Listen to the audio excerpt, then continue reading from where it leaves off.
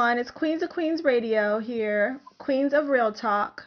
We have a wonderful topic we're going to talk about. The topic is the importance of knowing our ancestors. Again, the topic is the importance of knowing our ancestors. So everyone, please introduce yourself who's on the phone. My name is King Aijalon, the Lordansubu of Loyal African Mind and Joint African Market. I'm glad to be on here. We have other ventures today. We're going to get into the reason why we need to know our ancestors. And for those who don't know, what is an ancestor? Once again, I'm King Aijalon. It's my pleasure to be at your service. I'm Queenz. Greetings and blessings, everyone. Peace and prosperity. My name is Dedan Kimathi. Welcome, everybody. Welcome. Welcome. Thank you for having us. We appreciate it very much. So I think I forgot to introduce myself. My name is Queen Myesha. So let's open it up. The importance of knowing our ancestors. Who would like to go first? The first speaker, go ahead, break it up. Come on, break it on in. Kick in the door, brother. Kick in the door. Okay. Family, listening audience, King Aijalon and student, everyone is welcome to listen.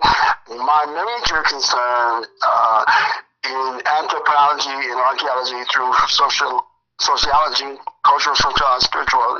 So my concentration is common ancestors. In the ancient days, is called Amun-Ra. From Amun-Ra, we have what we call the elect ancestors. These are the celestial beings. Then we have what you call the extraterrestrial Amun-Ra. These are the ones who fought for liberation, who were high priests, who made a mark, and their names carry on throughout eternity. Then we have what you call the terrestrial ancestors. It could be your mother, your grandfather, your uncle, your cousin, the ones that's in your DNA memory, the ones that's special to you. So we have three sets of ancestors. The one we call the goddess God, which is the goddess and the God, for lack of a better word in English, which is called Korean. Then we have the celestial beings. And one of them might be Marcus Garvey. It could be Amenhotep. Another name we can use is Haile Selassie, Jomo Kenyatta, just people who made a big contribution to us as a whole and who are known throughout the galaxy or the planet. I don't want to be too complex in words, but I don't want to be too simple because I want you to do your research. I want you to make your inquiry. I have a question. So could one of our ancestors be like someone who's not known, someone who did something great, but they're not in books and they're not known around the world? Could those still be special ancestors to us? Like I said, once again, you have your terrestrial ancestors, those that you know personally. Okay. Right? Like your grandmother, your uncle, your cousin, Mr. So-and-so down the street, somebody who did something that you did your personal research, and it affected the way you think and the way you move, right? And they're not internationally known, but they did something great and everybody should know them, and it's your job to promote them into, right, the celestial ancestral realm. Okay. Right? So you have three stages. You have the celestial realm, the extraterrestrial realm, and the terrestrial realm. The terrestrial realm is those who you know personally. The extraterrestrial realm is, is popular, but it's not worldwide. The celestial realm is almost deified. And so Martin Luther King, he was terrestrial, and he went extraterrestrial because they started knowing about South Africa and Europe, and now today everybody knows about him, right? True. Malcolm X, Elijah Muhammad, Marcus Garvey. So they went from terrestrial ancestors to extraterrestrial. Now they're celestial beings, meaning we can call on Shaka Zulu, we can call on Queen Nzinga, we can call on the Mansa Musa, we can call on the Negus Nagus, we can call on Sikkim. But on the terrestrial level, like Queen Ro, she was speaking great things about her grandfather, who fought in the American wars like my grandfather did. They didn't fight for our liberation, but at the time, what they did is what they thought was the right thing to do. And so we need that strength because we have to fight. And so we got soldiers and warriors in our family. And so it's very important to call on those ancestors that you know personal, because that goes to your personal deities, your personal shrine. So answering your question, it's very important to call on the ancestor that's lesser known. And it's your job, because I didn't know about Queen Nevermore, right? And Dedan, he brought it to my knowledge. And we poured out libations in aspect after I learned about her. And she did some great things. She was a sister who had a gun. She protected Marcus Garvey, the Klan and the police. And she said, you guys ain't gonna touch him, you know. And he showed up to the rally, and he made some things happen. And so, as a collective, ain't no one ancestor more important than the ancestor. They might just be known more. Okay. So now, is it important? Because from what I heard, it's very important that when you have an ancestor that has passed on to the next life, to have a shrine for them, to have their picture on the shrine, and to call on them. I mean, not just when you're in need, but just to talk to them and just always have their energy around you and acknowledge them. Absolutely. I agree with that wholeheartedly, because when we think of this Western way of honoring and respecting our dead after they are long gone, we forget about them. They just sit in the cemetery wondering, okay, man, y'all just turned y'all back. Damn, no visit, no flowers, no nothing. When you think about the way we take on this Western way of thinking, we just forget all about our ancestors. We should always show love, honor, respect, birthdays, days, you know, the different stuff that they love to do, whether it's fishing, gardening, all that right there. We should be able to honor and respect them every day in every way. And that's how you do that, through the different shrines and all that right there that you see. You know, the Asians and others, they still acknowledge theirs. We do not, because we still so-called Negropeans, and we still living vicariously through the eyes and ways of these Europeans, and we got to break up out of that immediately. So I agree with that in a nutshell. Definitely get the shrines to honor the ones who have passed, because we definitely will meet them again. And a lot of us, when we meet our ancestors again, we gonna mess around and get slapped all in our damn face, probably spit in our face too, based on us not keeping it going for them. Just forget all about our people, and that's very disrespectful. So wait, hold on real quick. There was a word you just said. You said Negropeans? Absolutely. Explain what that is, please. Oh, absolutely. What a Negropean, basically, the Negro is something that was created. Once we initially came here, they were on a crusade to whiten us out. You know, our native tongue, we no longer spoke the native tongue. The way that we worship, not by way of Christianity, Catholicism, and all that other stuff that was handed to us to basically mentally enslave us. We, as a people, always were a spiritual people. Again, the Negropean was something was made the same way that you would make, say for instance, we always hear about Frankenstein and him in a mummified, you know, zombified stages out there. But what about Dr. Frankenstein? Dr. Frankenstein was the one who created Frankenstein. We right as of now, we are Frankensteins, and a lot of us, too many times often, are Negropeans.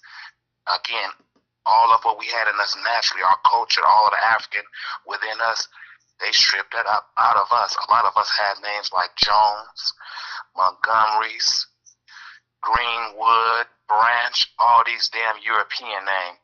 Can you wrap your mind around a so-called Jew having the last name Hitler after yours truly, Adolf Hitler? Wow. We'll be like, damn, how is that person taking on the name of the person who committed a genocidal act against his people. And that's, look, Thomas Jefferson, George Washington, all these damn names, we have those as our name.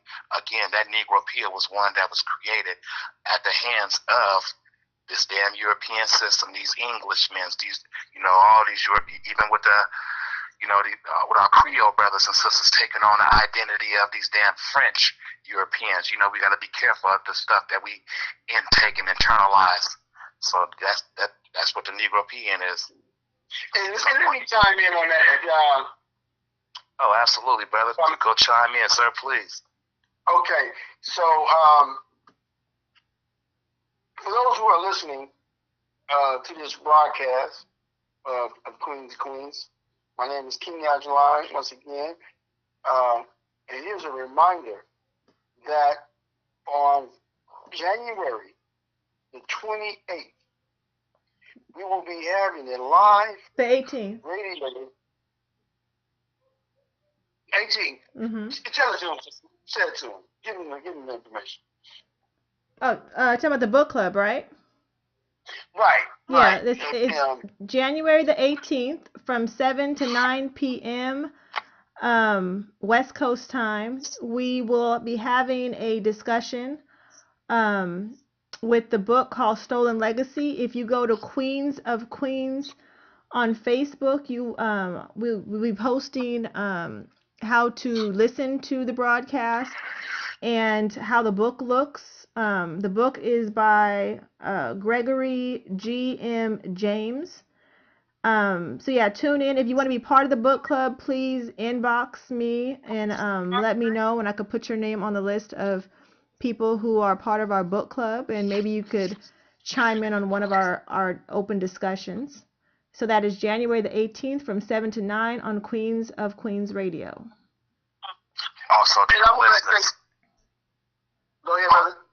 Real quickly, also to the listeners, please join the book club families. We need all hands on deck, and the goal is to get our minds back. Again, we just spoke to the making of the Negro Pen. We need to get back on track. That's one of the main reasons why we have yet to really build infrastructures, whether it be a hospital, whether it be a grocery store, Black-owned banks. We need to see much more of that in abundance. We would never have that if we are operating in the mind of a European. We need to get all about, we need to bring back business as well as community, but we have to be in the right state of mind. And the book club is for things like that right there. We promoting literacy, and for us to get back on track to feed that beautiful muscle between our eyes, that brain. We need to nourish that most definitely, so we won't walk around with an anorexic mind.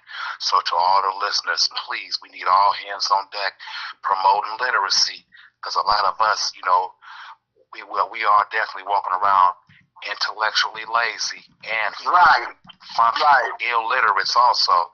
If you have any type of disability with reading, listen, we have tutors on deck, family. Listen, we will be able to help our people. If you're having difficulties reading, we will welcome you with open arms and take time to help you with that right there. Mm-hmm. Please, we need to promote that right there. We love y'all, and that's I just want to share that with the families listening.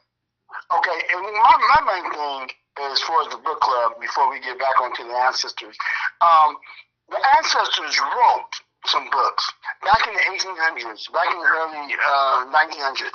They did scholarly research at a time when you could get killed or hung or lynched. They traveled over into the motherland. They digged in the archives throughout Europe and here in America. They went to the Smithsonian. They went to the Library of Congress. They had to find material that has been destroyed, never to be returned again. And all the books right now are becoming e-books. All right, meaning they can change and they can revise stuff, and you'll never know what the original context is. So right now, for those who call themselves conscious or woke and aware, the white man this and the white man that, and black power this, and I don't like this, and the black woman that, and that's great. But our ancestors in the 1800s to the 60s wrote books about liberation, about black economics, about black psychology, black sociology, about nationalism, colorism. And this information, they also left a blueprint, they left solutions. We have a lot of people in the community who might pick up a book or two, an urban book, or some type of material, and they think their ideology is all. But we have some great authors that need to be re-examined, and this is what this book club is trying to motivate us to read so we can be on the same page. But you cannot be on the same page unless you're in the same book. Now, I would like to return back to the discussion at hand. How important it is to know your ancestors and what the sister was saying about the shrine.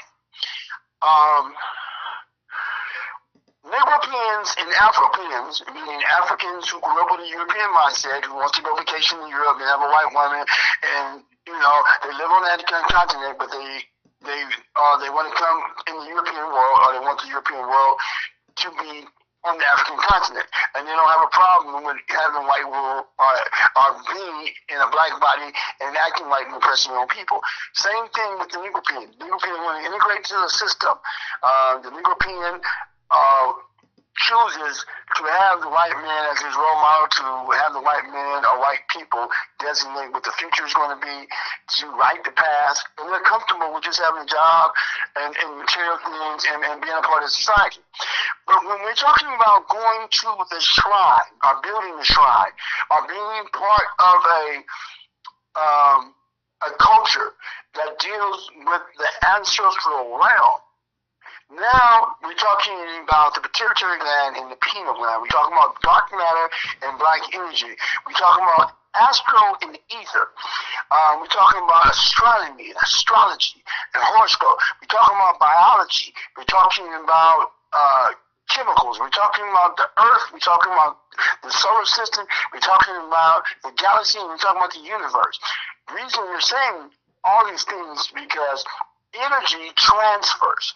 So in the ancestral realm, there's different levels of how the ancestors will interact with you. So the shrine is like a steering wheel, a gas pedal. When you have the shrine, and the way you present your shrine, it relates a connection, an energy field, an attraction, a magnetic encounter to particular ancestors to allow your spirit, your soul to release or to invite. One of the particulars of having a shrine or altar to perform the rites and rituals that is pleasing to the ancestors or pleasing to yourself to get you in tune to receive ancestral wisdom, knowledge, and understanding or visitation or guidance. A lot of altars have coins placed on the altar, like silver, gold, or copper, or brass. This is in the mother continent, and this is within your Native Americans or your Asiatics. Potentially in Western civilization, we use paper fiat with white people's faces on it. It's the ideal. It's not the actual ritual. It's the ideal in the approach to offer the money to the ancestors that they may increase your money. We place liquids.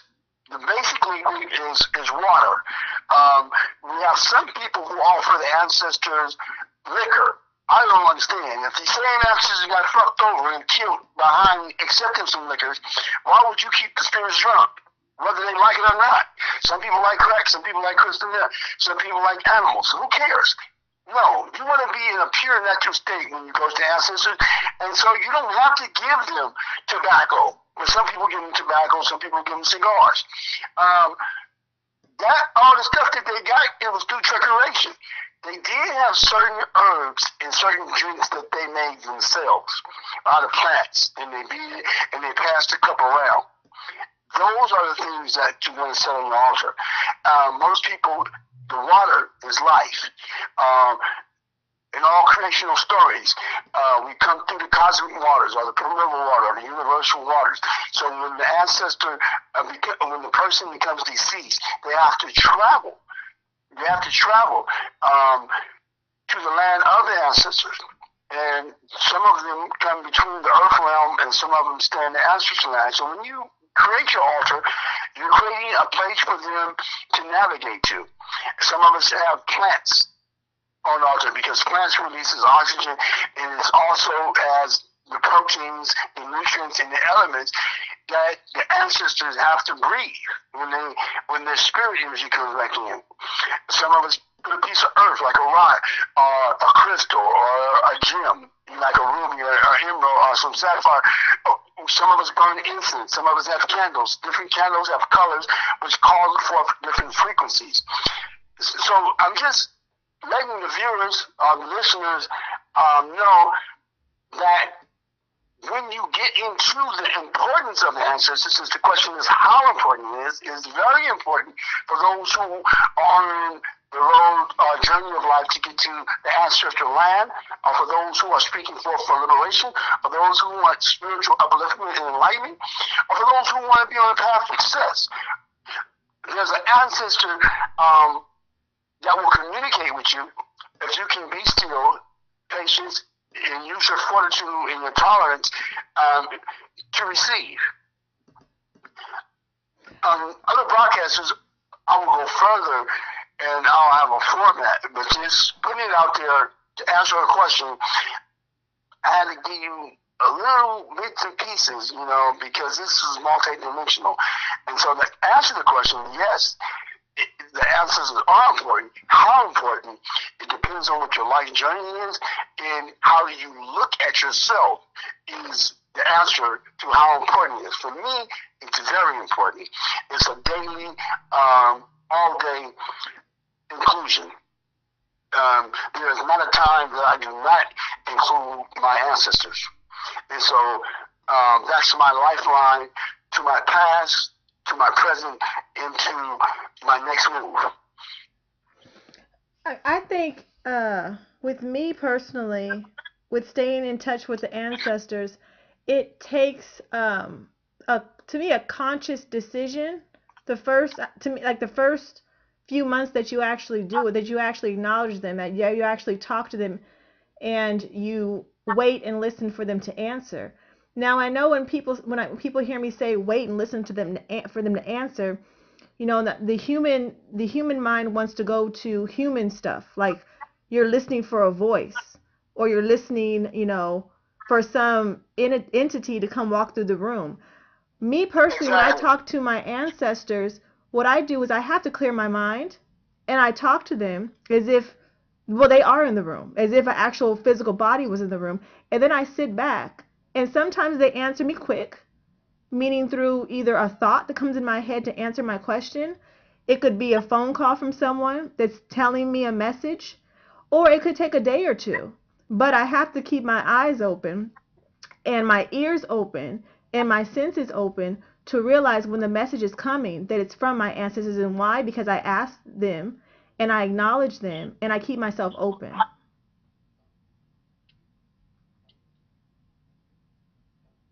I'm going to totally agree. And Ron, we want you to chime in here too. I just want to say this.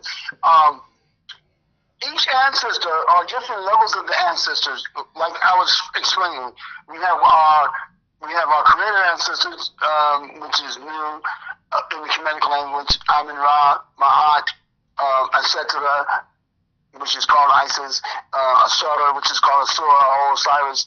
And these are the creator ancestors. Then we have our extraterrestrial ancestors, your Martin Luther King's, your Nelson Mandela's, your Henry Selassie, your Marcus Garvey's, your Ida B. Wells, your Queen Mother Moore's. The reason they become extraterrestrial because terrestrial represents the earth. Extra meaning that a large body of people know them, that they've been reading about, they've been preserved in history. It's easy to have access to what they did, where they're from, and how they left this realm. Then you have your terrestrial ancestors. It could be your mom, your grandfather, your cousin, the homeboy from your neighborhood, a local mayor. These are personal that you want to take to your shrine or you want to talk to. They might not be as popular, but yet and still they're effective. And so they each communicate with your frequencies in different ways. I've noticed some people some ancestors communicate with me through colors. Others communicate with me. I have one that they touch me and it's hot. Another one touching me is warm. Another one touching me is ice cold. I have one I see red. Another one I see orange. And so you have to ask them what they name. You have to ask them, do you mean me harm, or are you here to help me? You have to get familiar with your ancestors. And I like the way Queen Myesha said that. She communicates with them. So sometimes you might think somebody crazy, or because they're sitting there and look like they're talking to themselves. But it's the same thing with God. It's the same thing with the Holy Spirit or whatever your religious belief is. It's the same thing with an ancestor. Sometimes they come to you and you don't know, but you feel something. And sometimes you call them forth and you don't believe their presence. And so you have to ask them when it's going to be our lines of communication. And what's going to be the signs of your presence and what's going to be the signs of you're not being present or you leaving my presence. And so the ancestral realm to the earthly realm, for some of us, we're born with it in our DNA. Some of us, we're spiritually connected. Some of us, we have to learn through books or other people or different type of religious practices or spiritual practices. But yet in all, it takes time to develop your own particular communication. So I like the way you had pointed that out, Queen Myesha.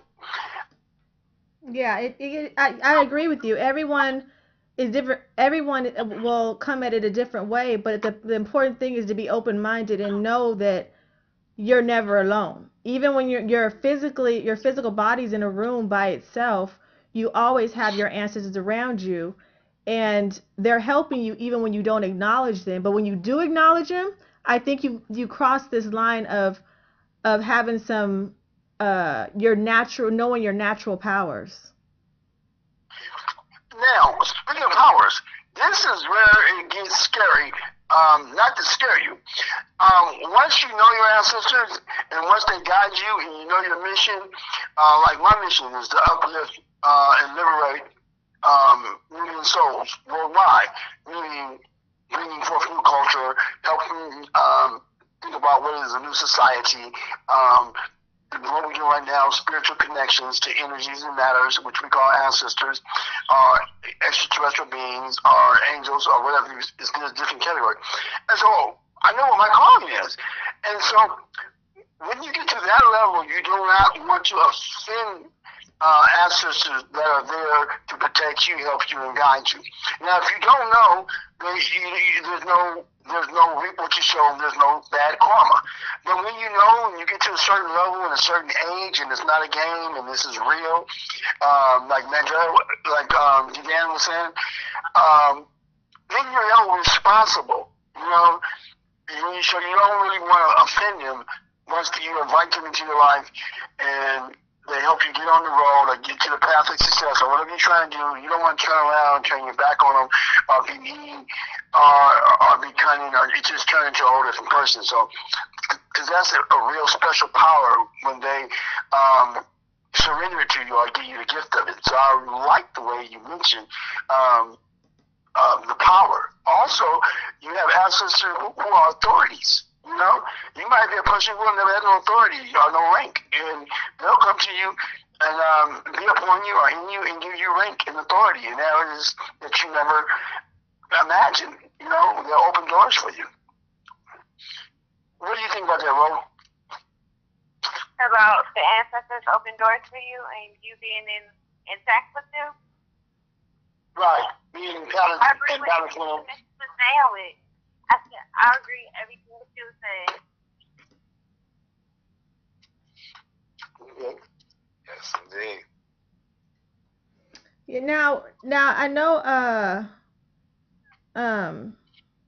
King Aijalon, that you were saying something about making sure, I don't remember exactly, I can't quote you, but basically saying making sure that you're contacting the right ancestors.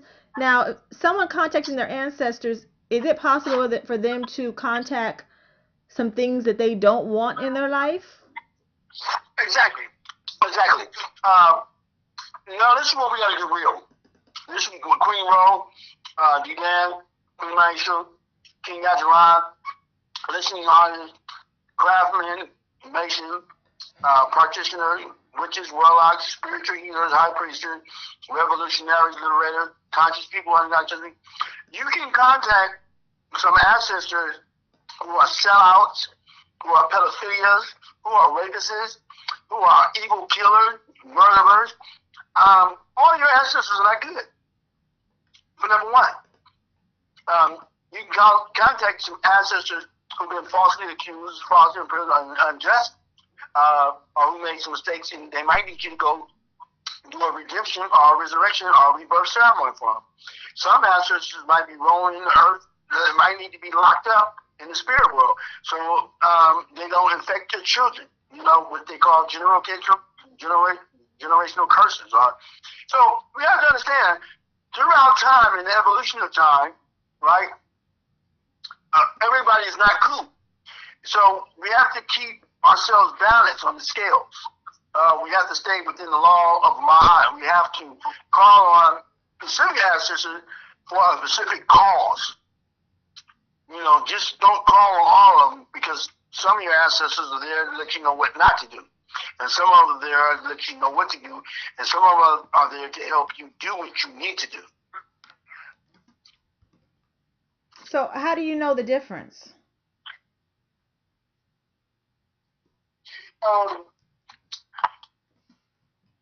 This is where the real power of feeling and emotion comes in. Your feelings and emotion is not really for your brothers and sisters or your husband and wife. Right? I feel this and I feel that. Your feelings and emotion is the ears or the door. And if you check the side above the ears, you have a left temple and a right temple. Under the bridge of your nose and in between your eyes is called the altar. What sits on the altar is ego. What the wings of the eagle is called feelings and emotions. The head of the eagle is called pride. So you have to destroy the ego and its components. So how do you know that is not a correct ancestor? They will have you in your feelings, they will have you in your emotions, they will have you being egotistical, and they'll have you in your pride. The Hellfire family, they'll have you humble, and they'll have you in such gratitude, you won't feel anger. They'll bring such healing powers that you'll want to heal others. It's like the containment of the Holy Spirit or the cosmic soul. When it comes into you, you lose it if you don't share it. So when the righteous ancestors come into you, you can't help but want to share them. You can't help but want to represent them. A selfish or self-centered ancestor, an evil ancestor, or outcast ancestor, they're malicious spirits. And you won't be in your higher realm. You'll be thinking you have some special powers that hurt somebody. Like, hey, I'll stick my ancestors on you.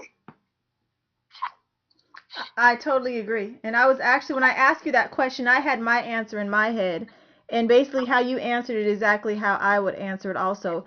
I think the first thing is about the feeling. I think that the Creator put feelings inside of us to know when we should go and when we should not go, when we should, you know, if it's hot or if it's cold. So I think when you are asking, you know, in the other rims, the spirit world, to come and help you, I think it's all about your feelings. Because me personally, I have my personal spirits that I know by name, that I talk to as if I'm talking to you, and they talk back to me the same.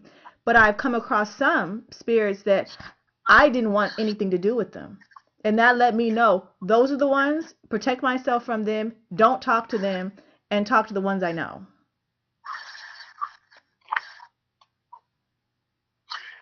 Great, and I'm glad you said that. Okay, let's look at it this way, Dedan and Myesha and listen on it. Say we came from Africa, or we're already here in North America, or we were Asiatic black people, or we were out in the Philippines, and we all had afros. And the rest of the people had straight hair, front of the head. And they want to convince us that we're all the same, right?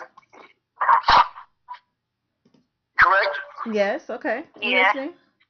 Okay, now you know your ancestors with the afros are the originals. And we know the ones with the fur has a DNA particle that has a character or has a mutation to it.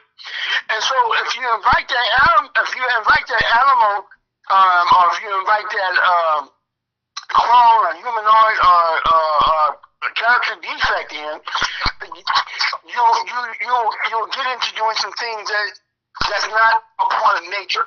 Let me give you an example. My father's great grandfather, right, my great grandmother, right? And so that's how we got European blood in our line. But I rebuke that. I don't want those ancestors communicating with me. And I rebuke that ancestry. Even though that other members in the family that are light-skinned and who have like a little wavy hair, they brag on being, Comanche or Navajo or Irish or French. My ancestors, are background from being Cameroon, from Rwanda, from the Nile Valley, those type of civilizations. And so those are the ones that I allow come to me. And we astral travel, we ether travel, and we go into realms that the Native American and the Europeans and the Orientals, they can't go into. Did that make any sense or balance with you? That the other ancestors don't know what they knew in Kemet or Nubia or in Zimbabwe, so therefore they can't take you into those higher elevations just because they're part of you? So, and maybe you guys everybody can help me out with this one. So what you're saying is, because like me personally, I know I have Native American in me because my great grandma. So you're saying that there's parts of me, of my spirit, that can't go into certain spots that my African ancestors, part of my spirit, can go. Okay, we're looking at it like this. Say the Nubians have a solar flare from that sun, okay?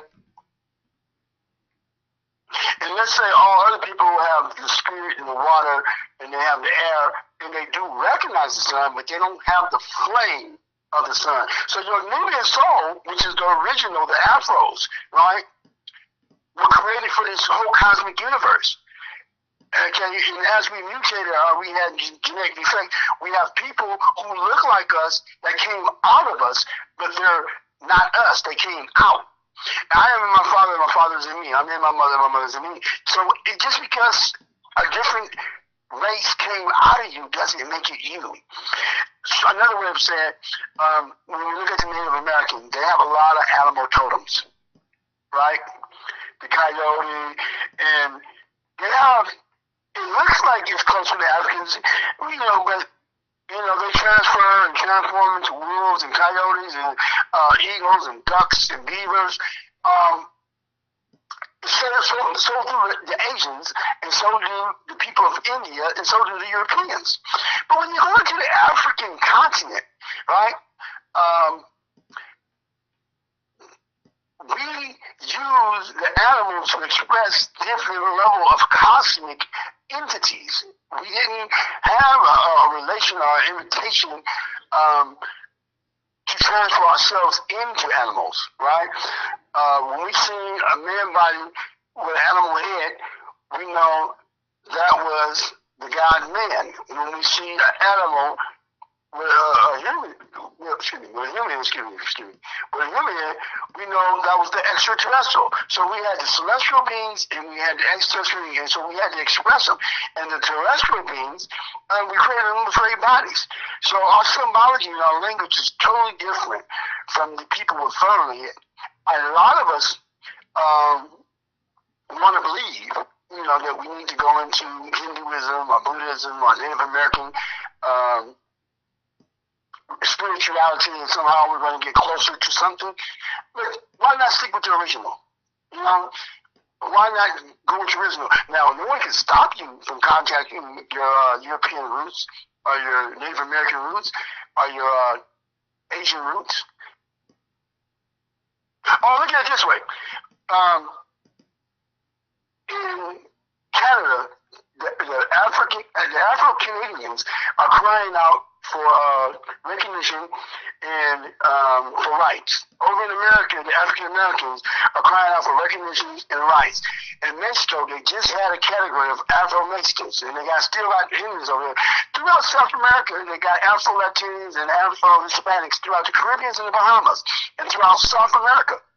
They're crying out for rights. Now, we've been around these so-called South American Indians, North American Indians, Central American Indians, and those people are not in solidarity with us. We be in solidarity with them, right? We want to be in solidarity, integrate, and brag on everybody, but no motherfucker, and no other group is bragging on being a part of us. That is true. But we are so happy to have Asian or Native American, and then when you look at the legal system, the ones with the straight hair, they, even though the United States government put them on reservations and slaughtered them and extinct some of them, they're fighting to get the so-called Aboriginal, Native American, indigenous black people of this land to come out of the wealth of the reservation or the preservation or the contracts or the treaties or the retribution of land. The black so-called people who got Native American blood have to fight the same Native Americans that they're bragging on to be included.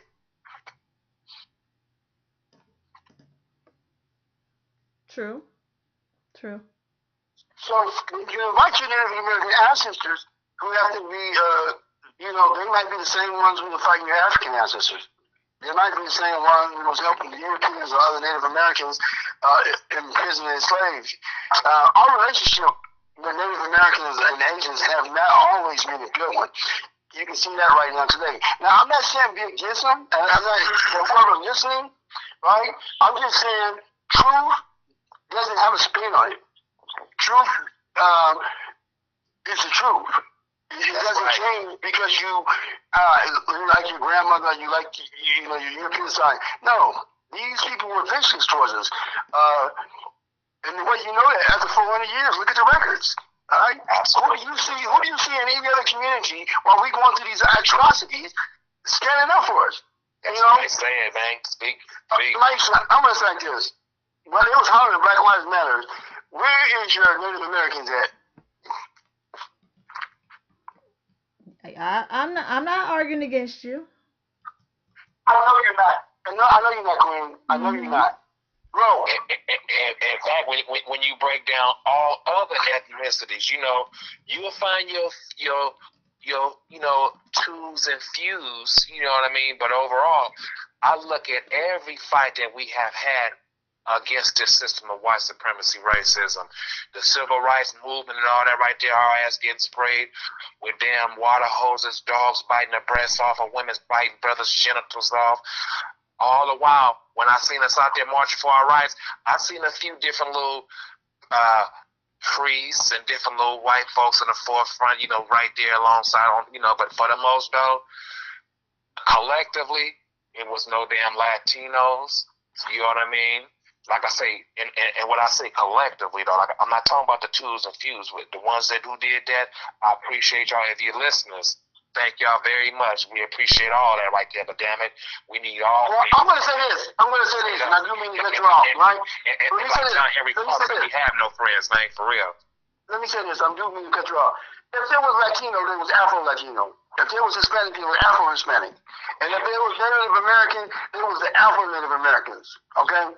So, we gotta get our categories correct. Because we ain't got nobody. So continue. But I'll let affect you realize we don't have nobody. And so, even though twos and fews might be, they might have features in our hair, so they had to stand up. Because they was being prosecuted in their own gender. Yeah. But again, everybody goes, like I say, it's for, it's always the vision like that right there. We out on the limb doing all the damn heavy lifting for every damn body else, just for everybody else to just bring their ass on in and reap the benefits off of us doing all the heavy damn lifting.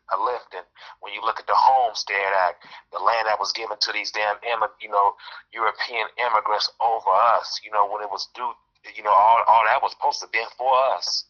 You know what I mean? But now we always, when you look at the immigrants of today, right now, current dates right now, everybody come and reap benefits that our people fought and died for. And, when it's time for us to get looked out for, they sit on the damn sideline and just look and just shake their head like, okay, but don't ever come to our aid in death like that, though. It's really all bad out here. So with that known, ladies and gentlemen, the listeners and everybody, knowing that we don't have no damn friends, we need to love on one another just that much more and get real serious. And stop the damn playing. Any little petty differences that you may have with a cousin, uncle, or relative, or something that's real petty, let's please let that go, man. And we need to merge together, man, and bring back community straight up. Yeah, because those family members might just help you in your afterlife, in their afterlife when they pass over. So, me personally, because the topic is the importance of knowing our ancestors. So, to get a little personal on my end, my dad is sick. He's been sick for many years now. And at any point in time, I can get that phone call saying that he's passed. And part of me, part of me is, people feel that it's kind of strange of me, because even though my dad is here right now, I can pick up the phone and call him right now. I know when he does make that transition, I will miss his physical body, but I know that he's going to be next to me whenever I call on him, helping me out on the other side. Hey, I want to not piggyback on that, but I'm going to be on the back of that. My mom,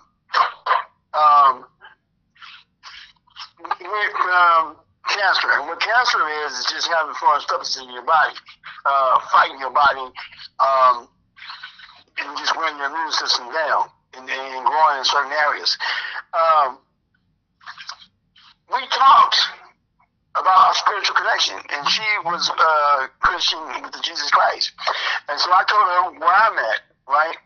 And I said, I'm calling on you to be a guardian over your children and your grandchildren.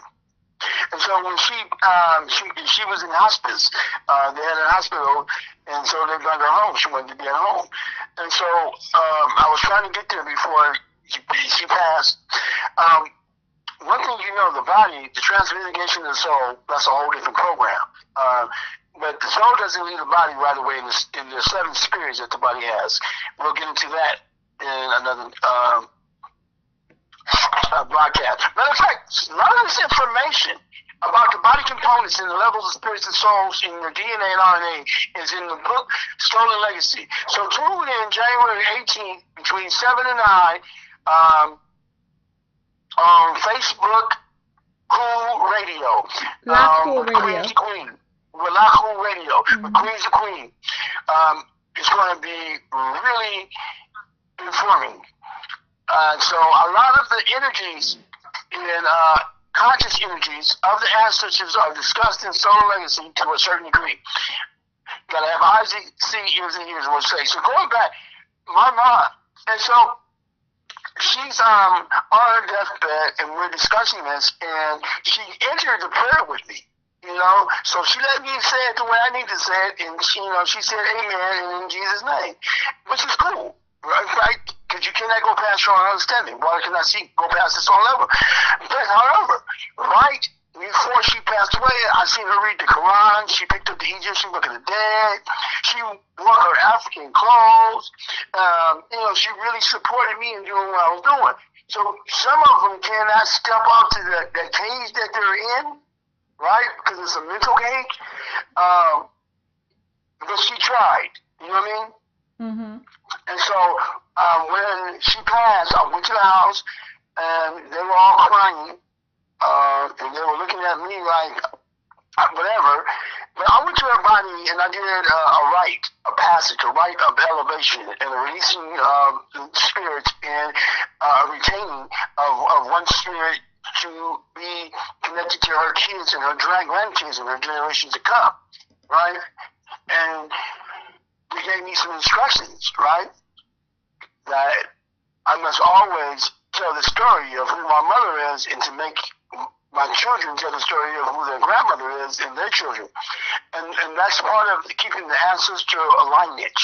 Even though you might not be there with them, every culture passed down stories of their ancestors. However, when we get connected to Christianity,